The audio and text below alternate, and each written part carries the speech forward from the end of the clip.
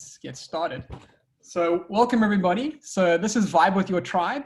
So Vibe with Your Tribe, for anybody who hasn't been on before, is basically just an initiative we've tried to take upon ourselves in the trail communities to try and engage people more with a lot going on in the world right now. A lot of us have become quite isolated, and the trail community is generally quite generous and we're quite close.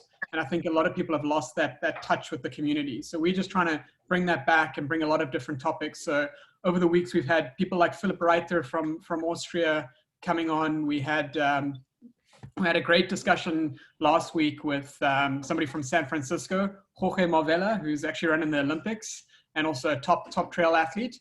And we realized that the ladies were very underrepresented. So we are so thrilled to have three amazing athletes with us here tonight.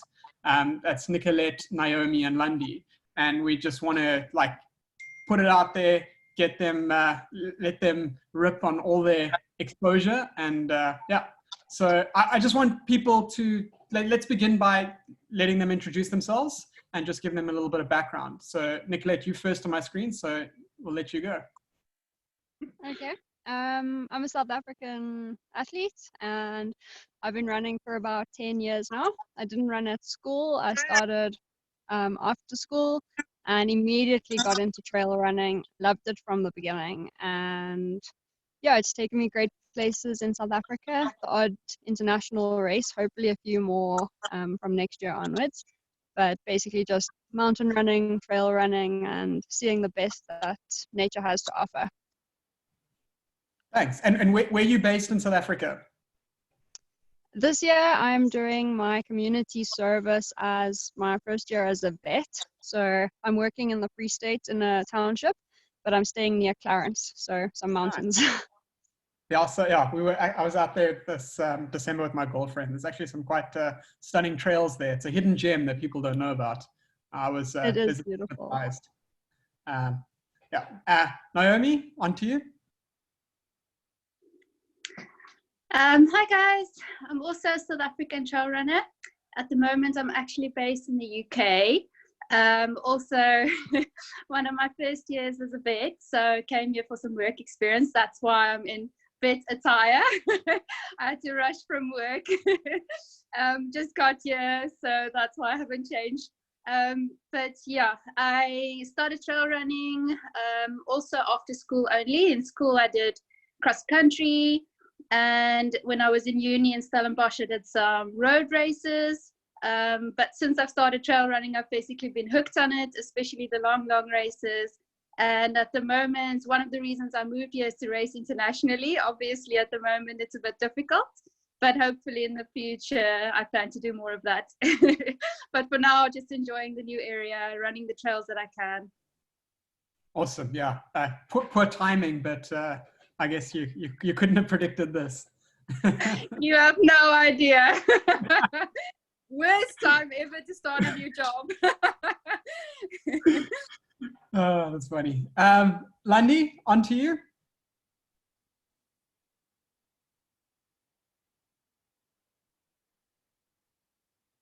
Landie, wait, you're muted at the moment. Let me unmute you. Oh, sorry. Let me start again.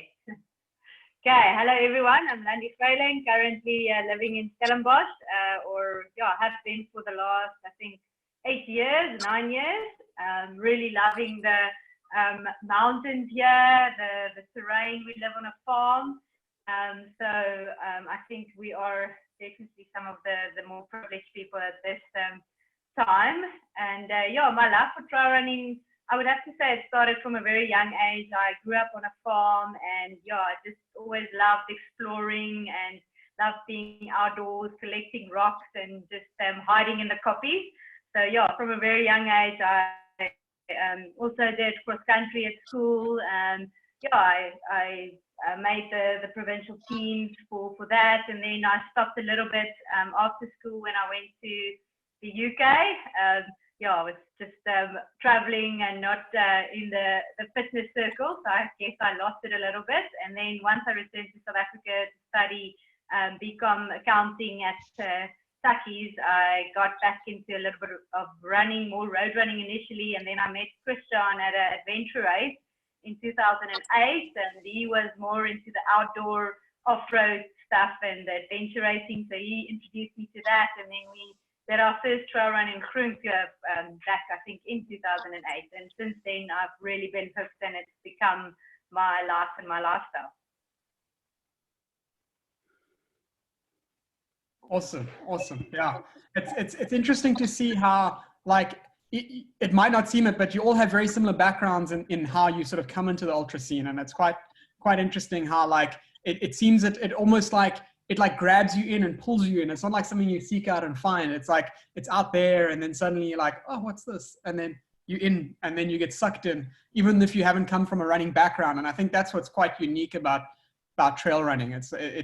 It definitely seems to bring that, like, that ethos of you want to being involved rather than you forcing yourself to go do it. Let me start with you, Naomi. I think you're one of the few people that actually got to have like a race this year, a serious race, just in time. Can you tell us more about that? Oh, shame. Landie actually was one up. She also got a quick race in. We're very lucky to have done one or two of the World Tour races. Tarawera, I would recommend to any South African, or in fact anyone in the world. Was one of the most beautiful races I've ever done. You run basically on forest trails, and it's no climbing or anything like we used to in Cape Town. It's kind of flat. So it's basically a sprint for 100 kilometers in the woods. And this year wasn't really hot, so it was perfect climate. And just like the South Africans, the New Zealanders are extremely nice. I actually met a lot of South African New Zealanders there. So I felt right at home. The people took such good care of me, which I find is more important than you think before and after a race. People taking care of you and showing you around and having like explored the trails before. So I was very lucky. It was a beautiful event, and I was lucky with the result as well. But yeah, after that, it pretty much stopped. So yeah, that's all from me. Yeah, that's awesome. And like, I mean, so something interesting, how early did you go to the race? Because I mean, the time zones are just so different. Did you do any preparation for like adjusting for the time zone for that long travel, or did you just sort of take it in your stride? So last year, I actually had a nightmare travel experience to UTMB. Some of my friends will know it took me, I think, about 2 days to get to France. My own mistake. I booked the cheapest flight, but there was some miscommunication between me and Emirates, and I stayed at the airport for 14 hours. People who left South Africa later than me arrived before me at Chamonix. So this year, I thought I'd try and do it differently because it really affected my race. And I ended up going to Bali, slept there overnight, adjusted a little bit. And the week before, I went to bed later, got up earlier, tried to sort of adjust before I leave to the times a little bit. And then when I got there, immediately slept when they slept. So try to get into it as soon as possible. So I did a little bit of my homework this time. Yeah, it's all a learning experience. It's like, it's Yes. amazing something like that though. Like you don't appreciate how much it like actually takes out of your body until you go through something like that. And then yeah, it feels like the whole world's fallen apart and my legs can't even move. Exactly. I was still half asleep when we started UTMB, which is not ideal. Definitely not when you're starting at nighttime and you're about to just go. Yeah. So Nicolette, let's move to what were your race plans for this year, and how have you adjusted now that obviously we've got lots of uncertainty?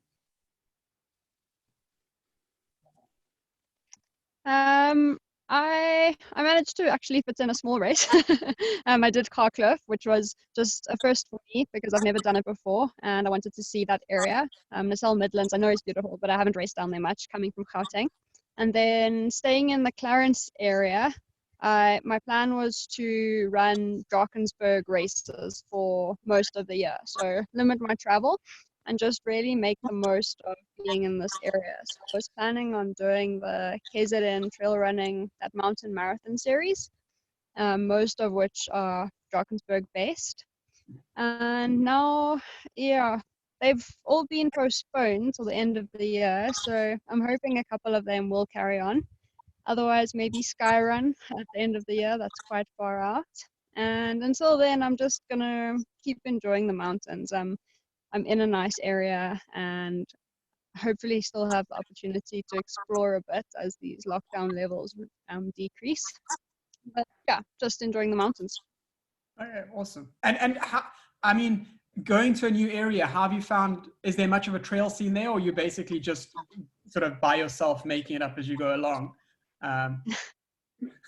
Yeah, I'm mostly just by myself, which is how I prefer to do things anyway. But I'm on a farm between Clarence and Golden Gate, so it's very quiet here, and it's closer to work than if I were in Clarence itself.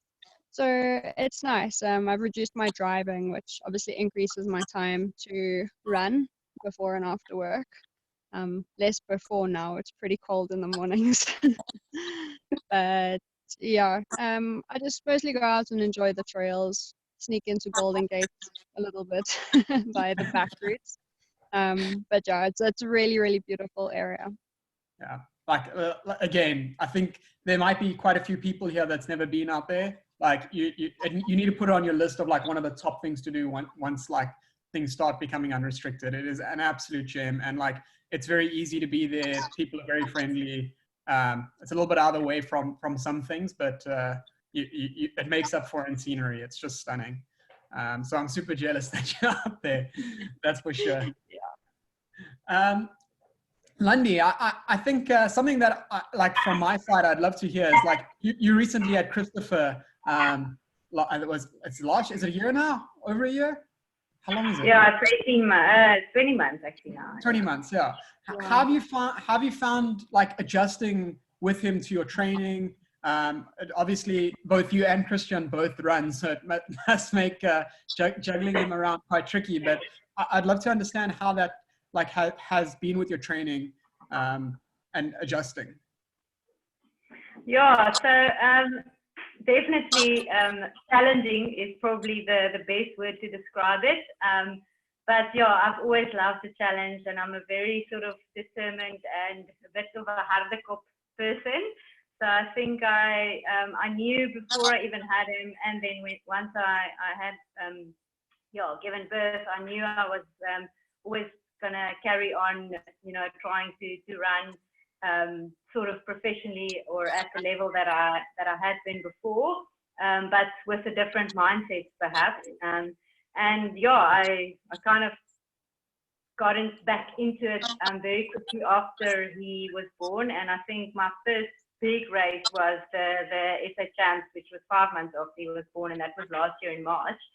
So I started off just like trying to do 40-kilometer events and seeing, how I can do with that. And then obviously I still have a love for ultra running. So eventually I would have hoped to get back to that. But as we all know, the amount of training is a lot more. And Christian was also doing races again. So although he gave me more of a first choice to go for the long runs, because obviously in the year that I was pregnant, he got the first draw card.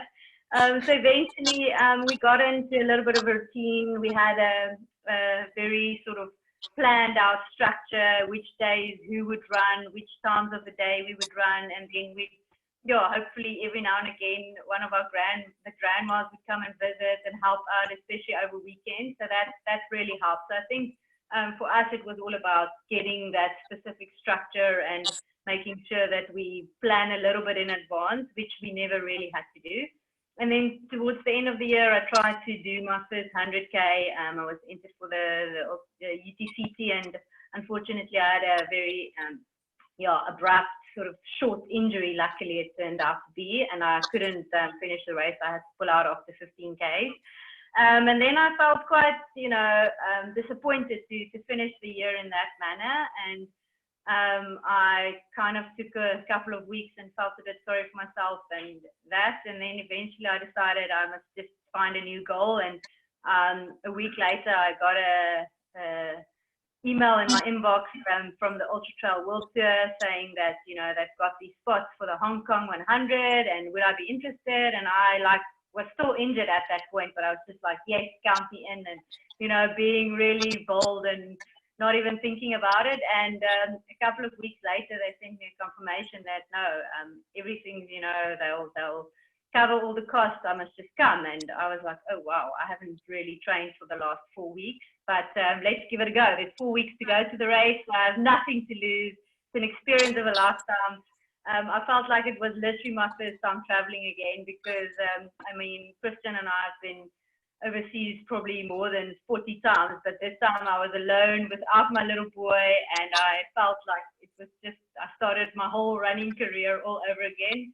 But yeah, I only went over for 5 days. I literally just went there. I could actually rest for 2 days before the race, which is, for me, I felt like heaven, because normally you just have to kind of focus on getting him sorted and he must have food and blah, blah, blah. And then, yeah, the race went surprisingly well. I think I was, definitely undertrained, but sometimes that's better than being overtrained, or as the saying goes. And I had the experience of a lifetime. The people were amazing. The organizers were amazing. The course was something I have never experienced in my life before.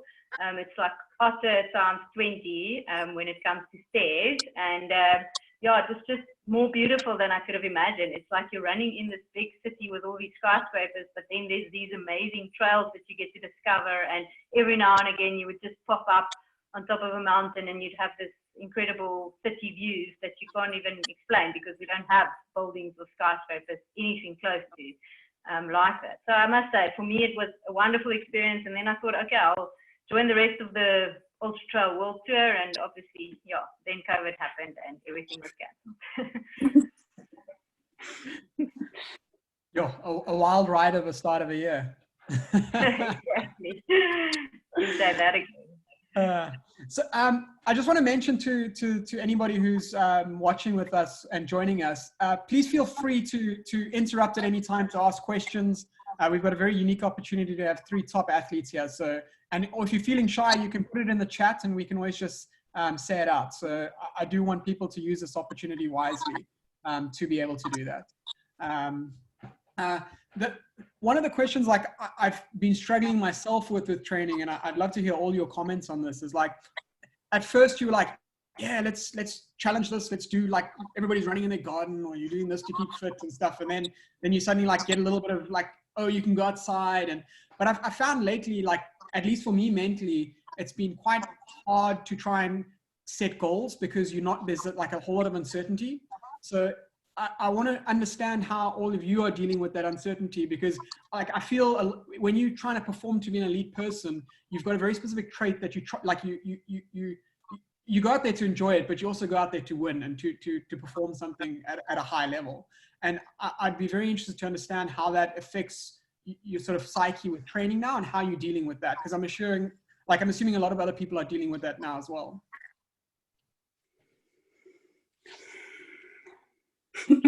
Should I start? You volunteered, yeah.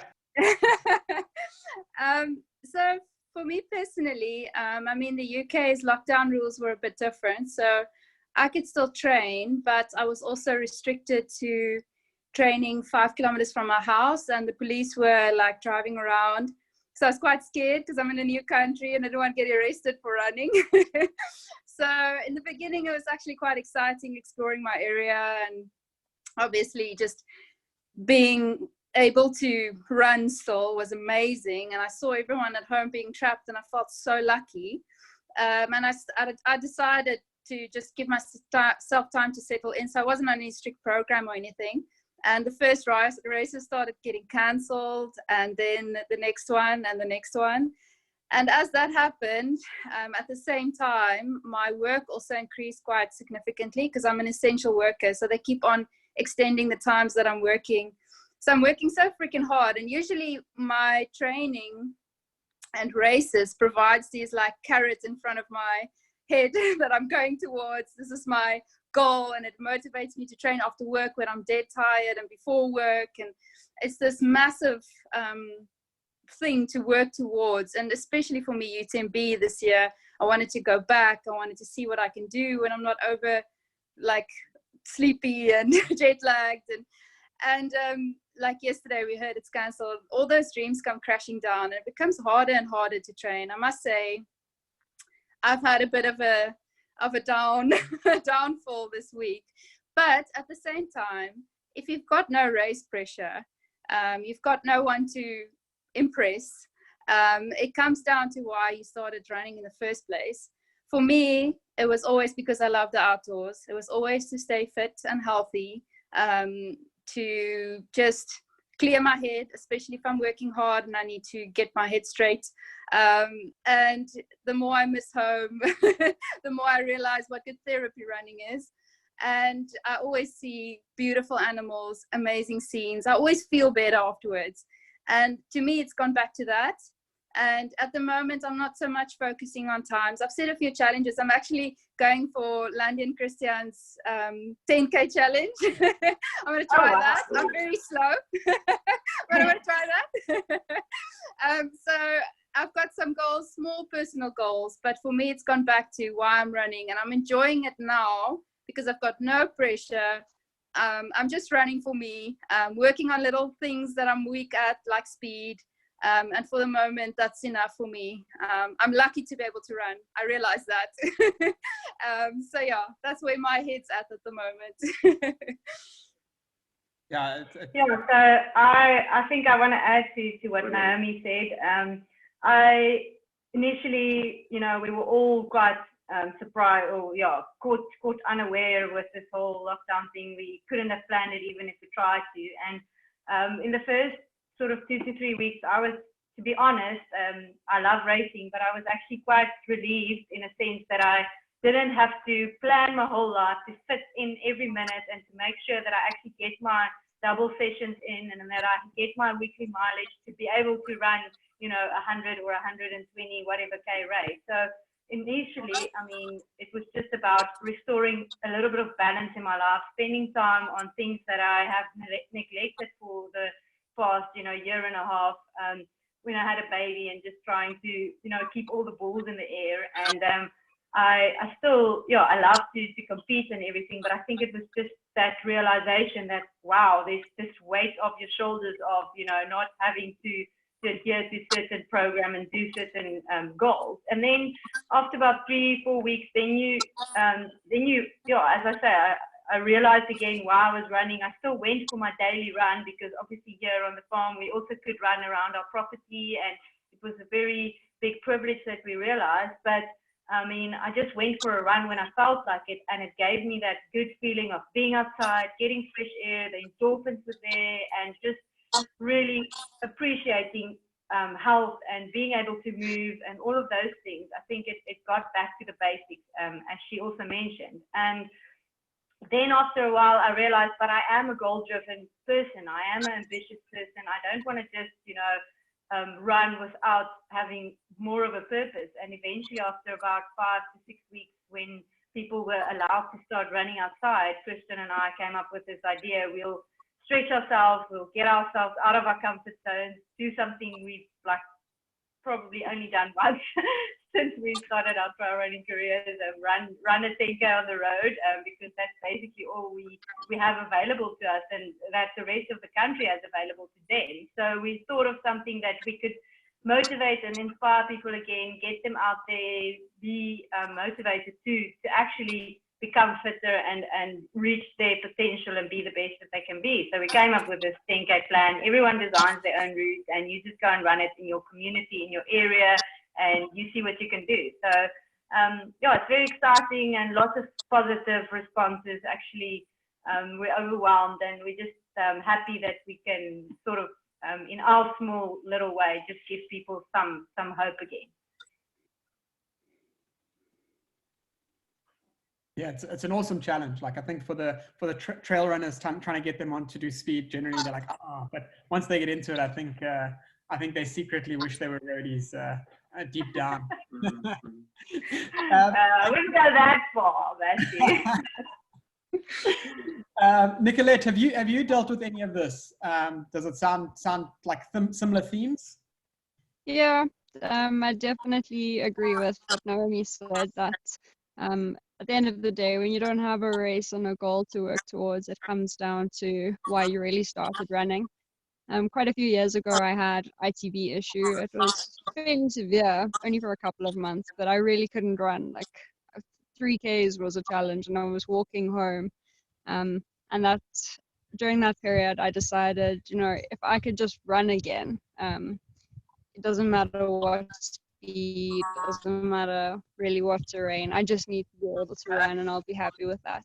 So during a period like this, I just remind myself that I'm happy I can run, and if it's on the road, which sometimes it is now, or it's a mountain with no trail, and my socks are like full of grass seed when I get home, and it's itchy and annoying, and so there's no perfect run most of the time, but if you get out there, you do come back feeling better every single time. Yeah. Hey guys, it's Adrian here. How's it going, everyone? I just want to come in there. Nicolette, Landie, and Naomi, you all sort of mentioned a thin line where you guys say the pressure. Tell us, what kind of pressure is there on you as top female athletes? Is it pressure to retain sponsorships? Is it pressure to get out there? What type of pressure is there on women elite athletes in the ultra trail running area? Well, according to me, I think most of it's actually self-inflicted pressure, but that sounds wrong. So expectations from yourself, basically. I think the world is actually just happy if you're happy, impressed if you're doing well. Sometimes it can be a bit tough when you see sort of negative commentary when it doesn't go that well, but mostly people are really understanding, and everyone has a bad day, but all of my sort of pressure, I think, comes mostly from myself. Sponsors in general are happy if you sort of give them a good exposure generally with what you do day to day. They're not so much focused on just performance, most of them these days. You get those that are, but usually you suss that out in the beginning when you sign up for the sponsorship. And if you do sign up for just performance, then you also have that pressure. But most of my sponsors, they just want me to be happy and give them exposure. But if I've done well, it's me that's angry at me. And that's the worst kind of pressure. I think, yeah, that's my opinion.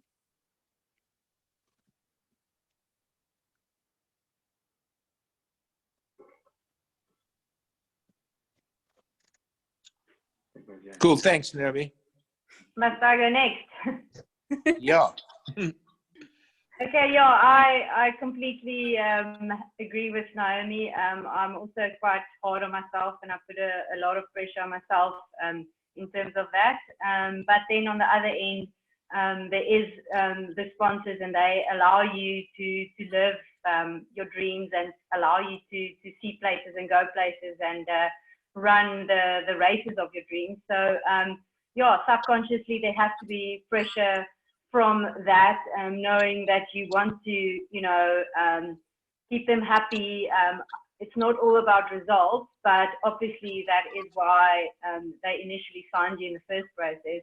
So I've had some bumpy rides in the last couple of years with sponsors, and being pregnant and all those kinds of things. There's very sensitive topics that we won't have time to go into all of that. But at the moment, I'm very, very privileged to have lifestyle sponsors that have supported me in the last year and a half, 2 years, some of them the last 6-8 years.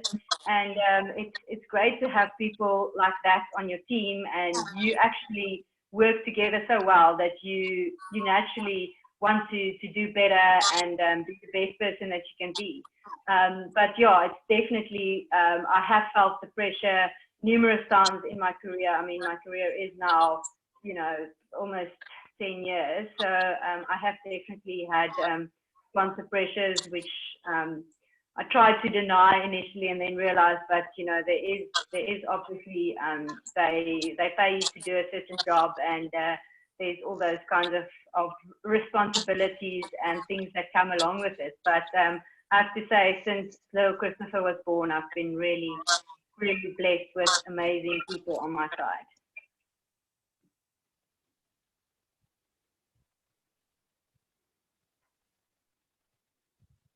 Shot, Nicolette, any pressure?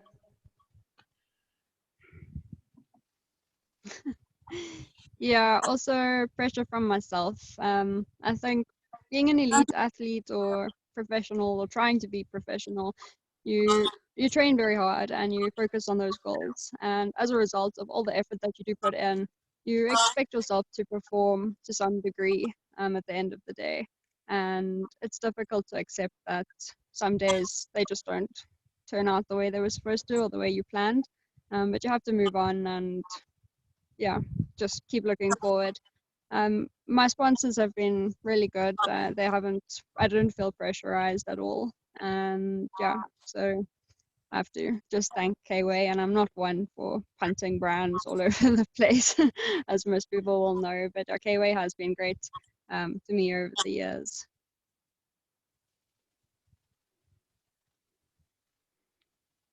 Cool, thanks, Yeah, guys. I think there's for that as well. They're a great team to be on board, and I'm really, really happy to have joined them. Well, I can tell you now, any pressure you feel, you all three put pressure on 90% of the running fields you go against. So, it actually leads me to ask, like, I'm sure with all the races you've done, like, I want to hear the craziest story from a race from all of you, because I'm sure some of you have got interesting stuff. And Naomi, I think some of them also, I'd be interested to hear if, like, one of them is from your Malawi trip, which is not strictly a race, but it's in the same vein. So Nicolette, you're already on, so we're going to start with you. That's a difficult question. I have one DNF, but it's not such an interesting story. So I was actually just discussing with my boyfriend a trip to Mauritius that we did for the Dodo Trail. So we flew over and decided we'd do the week on a budget. And we rented a car and we traveled around Mauritius. We took our camping stuff with us. So we were like backpacking. We didn't have a fridge. We didn't stay in any hotels except for the night before the race. And we camped a little bit illegally all around the country. But it was a great way to see the place. And we just bought food from the little local like stalls next to the road. We bought fresh food and we kept it cool under the aircon at my feet in the car. So we just lived day to day, but we got to see the country in a different way, I think, from what most people do when they go to very expensive hotels and their little stretch of beach. And it was a great experience. The worst part of the trip, I think, or the worst night, was the night before the race. In a bed and breakfast, we were absolutely swamped with mosquitoes and we did not sleep at all. And then, yeah, we got up and we ran the Dodo the next day. But it was a beautiful trail and it was so worth it. And such a memorable trip that I really think that's the way to see a country, is on the ground and just embracing the culture and the land, as much as you can. Can I just add in, while Nicolette's talking about Dodo, that is one of the toughest races. It actually is so deceiving. Mauritius looks like this flat little dot of an island, and Landie will agree. And then you run there, and it's like, it's madness. It's mud, and it's hills, and it just keeps carrying on. And it's humid, and it's a fast race. They bring in Reunion Island and Mauritian runners, people you'll never see again, but they are extremely good at that terrain, and they're just like wipe the floor with you, except for Nicolette, who won it, obviously. But like, I think that's one of the toughest races. It was really hard. I can definitely vouch for that. I've run the Dodo Trail 3 times, and all 3 times has been the hardest experiences of my life. It's like 50 kilometers with more than 3,000 meters of climbing. It's just up and down the whole time. hanging onto chains and mudslides and losing your shoes in the mud. And it's just a crazy, crazy experience. You cannot even begin to explain the technicality and but it's beautiful. And the views from all the top of those koppies, they're only like 500, 600 meters high, but the views are amazing. And I would definitely recommend that experience for everyone, whether it's like just to have a wild, crazy, different experience and beautiful scenery. And as Nicolette said, yeah, it's just nice to be with those people and on the ground and seeing how they operate. It's definitely one of my highlights as well. So Malawi, I think the whole thing was basically just one crazy from morning to every single day. So you'll be running and it would be 45 degrees and melting, and there would be a guy cycling past you with his entire house on his bicycle. And it just Naomi, just for background for people who don't know what you did, can you just explain what you did first so they can have some context when you're talking about Malawi? Okay, so I had this absolutely crazy idea while I was in vet school that I needed something to look forward to when I'm done. Something very physical and outside to get me through studying morning, noon, and night, because I'm not very good at it. And I thought, okay, I'll cycle through South Africa. And then it became, I'll cycle around a country. And then I thought, well, when I'm going to do a shorter distance, I might as well run. So basically, I came up with this wonderful idea of running around the largest lake, or one of the largest lakes in the world. And I got a boyfriend who was keen on doing that. So I clung onto him with dear hands. So I was like, I'm keeping you. And then I convinced him that it was a good idea. So, so we signed up for this challenge to basically raise awareness for pangolins and to see whether we could do it. And we ran the circumference of Lake Malawi. It took us 33 days and it was 1,500 kilometers more or less. And it was one of the toughest things and the most stupid things I've ever done. But it was a daily chaos. Africa is Africa. I can't really explain it. It's more like the running was one thing, but being followed by masses of children, being chased by goats. Like, it's not your normal trail running circumstances. And then we didn't have a lot of food. We ate basically cookies, Fanta, and pasta. Sometimes, if we were lucky, some fish. So we had zero like proper nutrients. We deteriorated. Xavier at one point had anorexia. Like, he looked like a skeleton. And it was just, yeah, I think I've blotted a lot of it out of my mind because it was so bad. But one of the craziest experiences running in my entire life. And I ran with about 8 to 10 kilograms on my back every day. And apart from it being a great way to lose weight, I won't recommend that to anyone. It's not good. But it was a crazy experience. And it hopefully made me harder for challenges ahead. I hope so.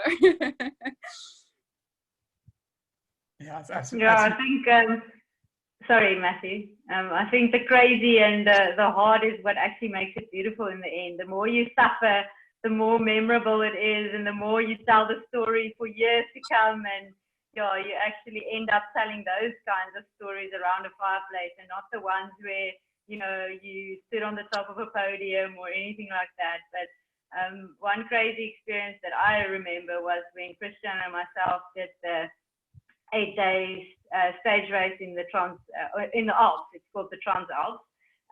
We also basically just wanted something, a challenge, and we entered for this race having never even run for more than 3 days consecutively. It was back in 2015. We sort of just started doing long distance events and things, and we entered this race, and we had no idea what we were in for. I mean, those stages are something that we've never seen. It was the least amount of climbing per day was 2,000 meters, and the shortest stage was 25 Ks, and still with 2,000 meters of climbing. So it was really, really just crazy. And I ended up realizing that I have a gluten intolerant, and all that the Germans serve is pasta. And I basically had pasta the evening before the first stage, and yeah, my stomach was just so bad. It was so bloated, and I didn't know how I was going to run. So the morning of the race, I tried everything. I was like lying on my bed, trying to like lie on a pillow to try and get my tummy to go down. It literally looked like I was 5 months pregnant or something like that. It was crazy, and I didn't know what to do. I tried all sorts of medicines, and anyways, the first stage started. It was like 36 degrees, and Christian had to basically pull me up all those mountains. Luckily, tow ropes and those kinds of things were allowed. So he literally towed me for the first and the second and half of the third stage, up and over all those European Alps. It was something I never thought I would even like. I didn't like, after day 2, I was crying my heart out, and I was like, okay, I'm done. I'm sorry to disappoint you. I'm sorry to disappoint all our sponsors and family and everything. And then somehow we got to day 4, and it just stopped, and it turned around, and I felt amazing, because obviously now I didn't really run for 3 days. And then we had 2 amazing days where we actually, we started competing again with the teams. I think we were in 6th position on day 3, at the end of day 3, and then we just slowly climbed our way to 2nd place. And I remember on day 6, the tables turned, and Christian got serious altitude sickness. He was, he actually made sounds like a baby buffalo, and I thought he was going to choke himself to death. But yeah, then it was my turn to pull him over the mountains and across the valleys, and just try and get ourselves on the other side. And we actually won the last 2 stages of the race, and still ended up with 2nd. But I don't know how we managed to finish that, but it was certainly a crazy and the most memorable experience of my lifetime. I think running for 8 days every day without a break is something I don't know how your body even adapts to that. Yeah, and like, the thing is not just running, it's running hard, because I mean, like, a lot of people train 8 days in a row, but when you're competing at like a high level, trying to push every day, I can't even imagine it. It must be like, no, guys, as a whole ball game. Guys, Adrian here again. So I've watched all of you run, and in the ultra world, the women kick serious ass even among the men. And like Naomi winning the 100-miler overall, and Nicolette kicking ass, and Landie kicking ass. So what's it like to mess with the guys in the mountains when all this testosterone's around and you guys come flying past them? Let me just set you right there. I actually finished UTD with a guy. And he was so sweet. He ran with me the whole way. So it was very even. Guys in general in trail running have such good senses of humor. They don't necessarily like it when you pass them, but they'll make more jokes than anything else. I've had once or twice where guys try to elbow and trip me as I passed. But it gives me more fuel to run past them, if I can put it that way. Mostly the guys are super nice, and it's not like I've won all the races. It was just that once, and a guy finished with me. So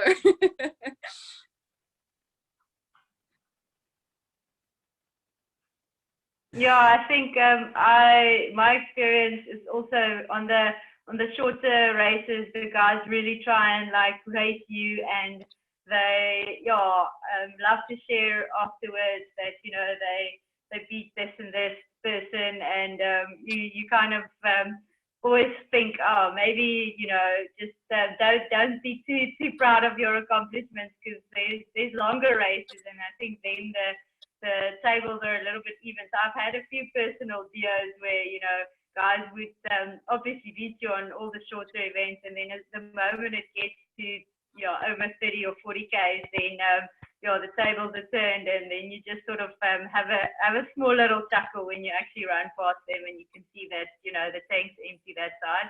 But I think it's all in good spirits. As Naomi said, it's fun. Everyone in the trail communities is really cool peeps, and I think it's great to be part of this sport and the the people that want to and love to do it. I think if you speak to our boyfriend, they've got a different opinion altogether. Xavier told me the other day he hates running because I always try and run away from him. Yeah, and I think Christian also hates the question, oh, how does it feel to be beaten by your wife? Because everyone thinks that I run faster than him, which is completely the wrong assumption, and I don't know where they think of that, but it's so bad, and I think he must be really like getting annoyed with that question now. Yeah, but guys, coming on to that point, Nicolette, since Pierre's been seen dating you, he's like all of a sudden he's an elite athlete, huh? So he must be keeping up. On that note, then, does he get a free entry for Skyrun? I think he's asking. No, yeah, he's running very well. But he's always been into the endurance and ultra side of things, adventure racing. In fact, I always wanted to do adventure racing, but it's the kind of thing where you need a team and you need the support and the backup and the encouragement. And it's been great to have him get me into that a bit more. We were really disappointed about EA this year, Expedition Africa, Lesotho, the 500K, which we were going to do. So yeah, hopefully we can make next year, as it's been postponed. But yeah, no, he's been great to have as a training partner. I want to say at Adventure Races, I did one where Safi was there as well. And his partner mentioned that women are compulsory gear in an adventure race. And in the last 100 meters of that race, I was leading him and all the other men to the finish because they were tired. And I got a kick out of that because then I was in front. I told him I'm not compulsory gear anymore. I'm part of the team. But he was joking with you, Naomi, you know that, eh? I know. So that's very interesting, just for me, because adventure racing is my sport, that all three of you girls have done some serious adventure races. Do you enjoy that type of, that whole team dynamics, the sleep deprivation, the going to the craziest places in the middle of the night? Is it something that you guys love or can see doing more in the future? Definitely. Yeah, the sleep deprivation is fantastic. I really love it. Look forward to so much more. But no, my first experience with EA was challenging, much more than I ever expected. But it probably took about a year for me to get over it, because the first thing I said afterwards to Pierre was never again. Especially not as a competitive team, but maybe as a fun team. And slowly that wore off, and I've been very keen to go back and also look at it from a much more scientific point of view, and try to manage the sleep and the nutrition and everything just a little bit better, because I went in rather blindly, I think, that first time. I love the adventure racing community. It's nice. Sorry, Landie. It's such tough people. They just like runners, but just tougher. They don't ever complain.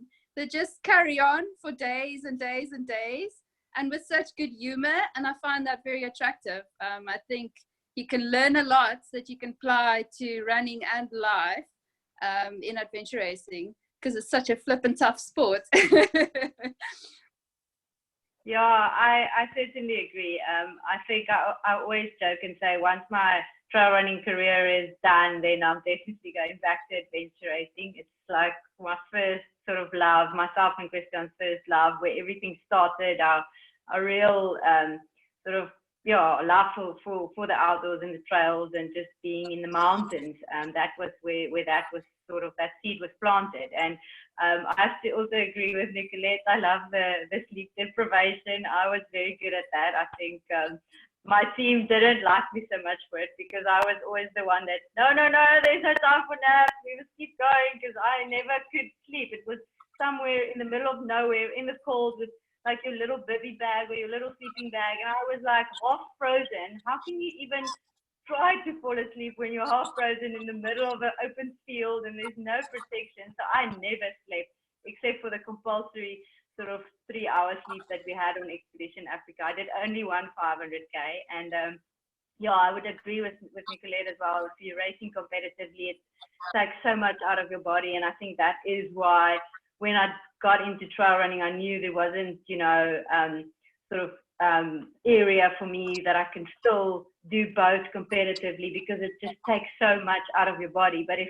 the 250 and 120K races that we did, I loved it. I loved the sunrises that you would see on places that no one in the world, you know, would ever even get to, and just the camaraderie, the whole team dynamic, you know, I love that fact. And yeah, the same applies to other endurance sports, where as women, I think we tend to just get stronger the longer the race goes on, and I think that makes you also feel a little bit less power, or yeah, just yeah, more powerful in a sense, because you always feel inferior to the fellow male athletes. But I think there it all comes together. You realize that teamwork makes the dream work, and there's so many experiences and things that come from it. So I think that's also been my place where I've learned my best lessons in life.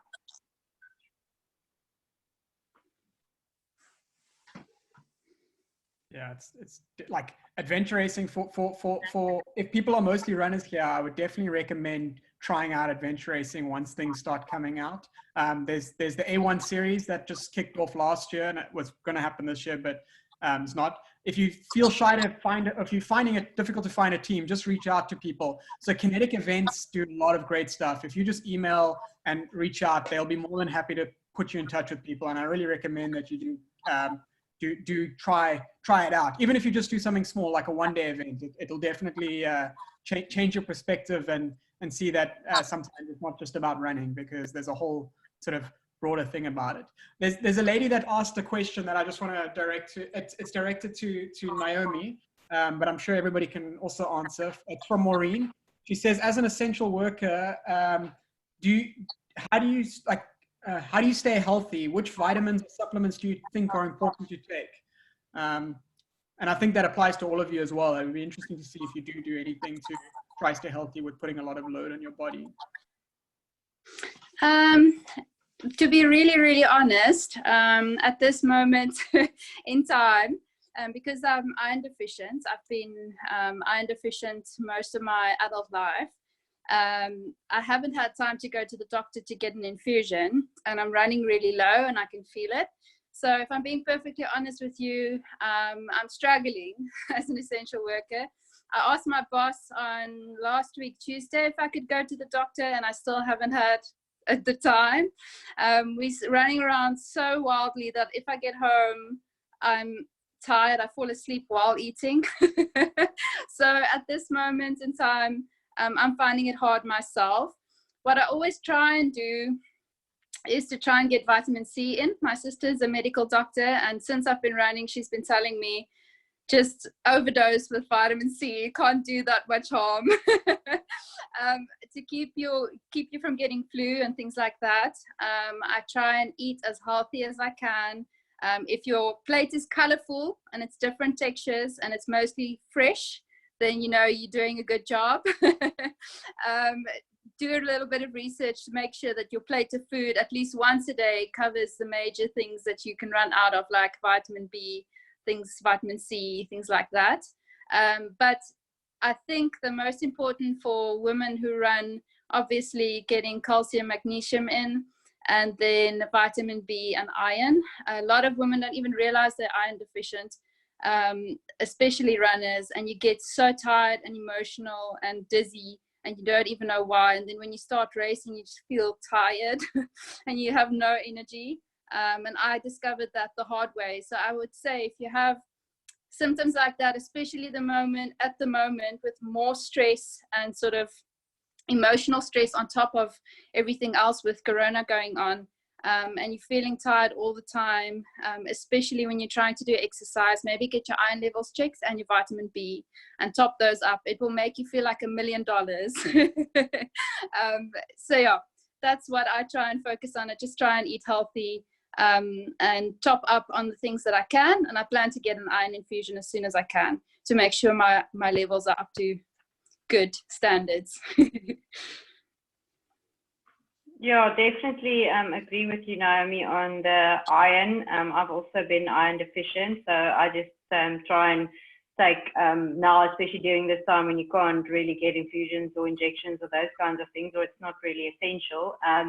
I've just found, luckily in the last 2 years, I've tried literally every single iron tablet on the market, and at the moment, we found the best one to be, now I forgot the name. Is it Quadrifer?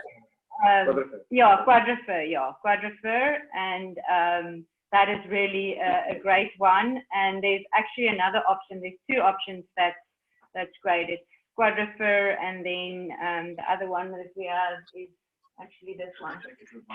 Yeah, so it's Cedar Al Forte. This is a really cool one. And you have to always take iron with vitamin C. So yeah, you can't really overdose, as you said, on vitamin C, because what your body doesn't need, it will just dispose of.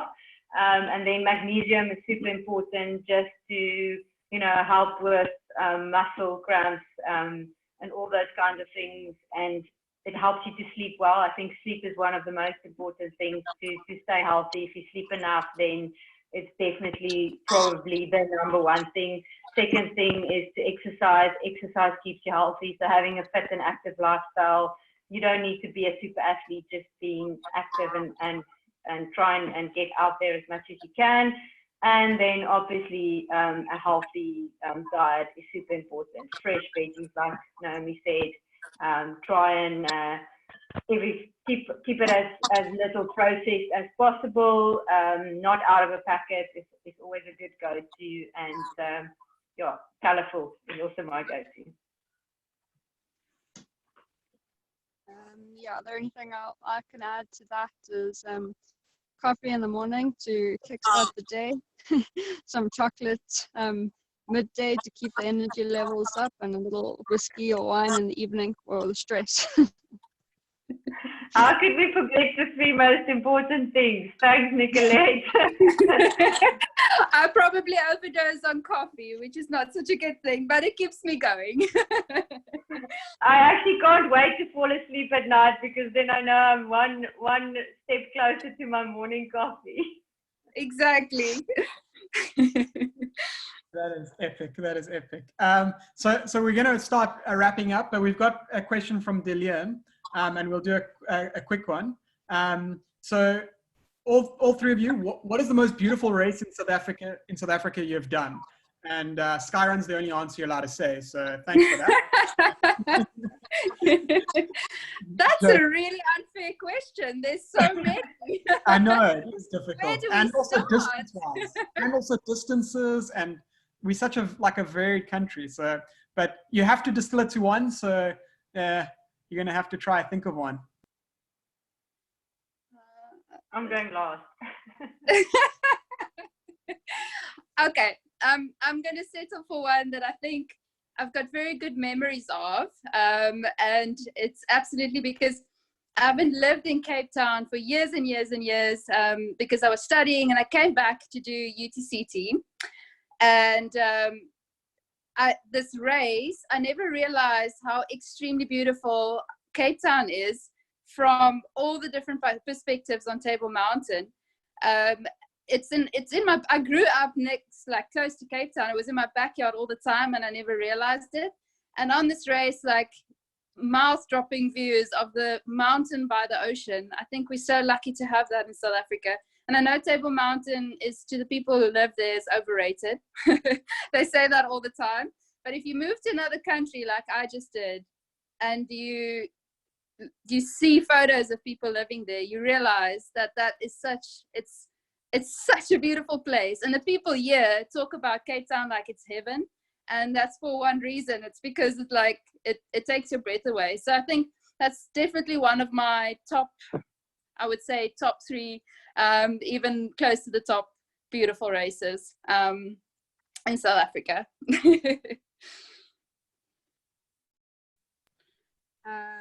Okay, Skyrun. Yeah, definitely my favorite. It's beautiful. I love Otter, but it's completely different, and I have a bit of a love-hate relationship with Otter. But Skyrun for the ridges and the valleys and the views and just the solitude of being out there off trail. It's really, really amazing, and yeah, nothing can beat that for me, I think. Okay, I'm also going to be slightly, an unfair way, but I want to say like the longest, in terms of long distance races, I would have to choose like Skyrun as my favorite as well for most of the same reasons that Nicolette has mentioned. It's just being out in those remote mountains and, being out on your own, navigating the route. If you don't know it, it was also my first long distance event back in 2012, so I've just got special memories from it. Then in terms of marathon distance races, the Otter is certainly up there. It's a race that I've done a lot of times, and I have a very special place for it in my heart, just because it's such a pristine coastline trail that you only get to experience once a year if you're lucky and you get an entry. And then if I have to think about stage races, then Southern Cross comes to mind. It's in the Garden Route, and it's just a unique event because it's 3 different stages. You've got the mountains, you've got the forest, you run in the Knysna forest. It feels like you're literally going to see an elephant around every corner. And then the 3rd day is along the coastline and into the beaches and things like that. So it's really a very varied race, and it offers the best that our country has to offer. So those are my 3 picks. Sorry for doing that. I want to add one too. I very, very bad experience with it, but I'm going to add it anyway. It's Wild Trail. Those who have done it will agree that it's like this hidden little race on the coastline, but it's partly in the nature reserve, partly on the beach. It's very tough for the short distance. But last year I was running and I actually saw a whale jumping out of the water while running on the most beautiful trail, and I found that surreal. So I'd recommend it to anyone who loves just the ocean and running alongside the ocean. It's incredibly beautiful, and it's one race, very, very, very tough. Naomi, can you just mention the race again? It just broke up a little bit, so I'm not sure if everybody got it. The race's name. Everything after that we heard.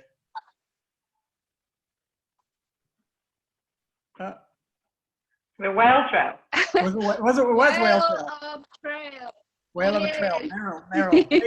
Peyton Prince's race. Yes. Yes. Sorry, my signal is very. It was working so nicely, and now it's not. But yeah. Does anybody have some closing questions? We can give people like 20 seconds if they've got anything.